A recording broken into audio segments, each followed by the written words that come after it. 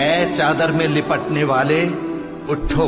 اب خبردار کرنے لگو اور اپنے پروردگار کی بڑائی بیان کرو، اور اپنے کپڑے پاک رکھو اور شرک کی گندگی سے تو الگ ہی رہو،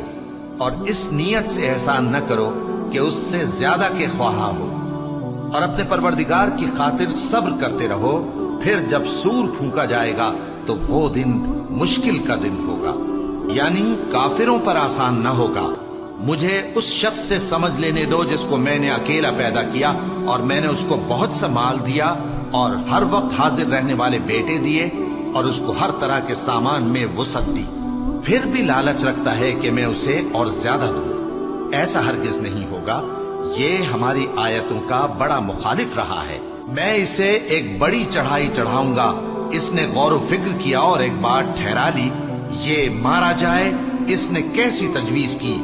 پھر یہ مارا جائے، اس نے یہ کیسی تجویز کی، پھر اس نے نگاہ کی، پھر تیوری چڑھائی اور منہ بگاڑا، پھر پیٹ پھیر کر چلا اور تکبر کیا، پھر کہنے لگا یہ تو جادو ہے جو پہلے لوگوں سے برابر ہوتا آیا ہے، پھر بولا یہ اللہ کا کلام نہیں بلکہ بشر کا کلام ہے، میں ان قریب اس کو سقر میں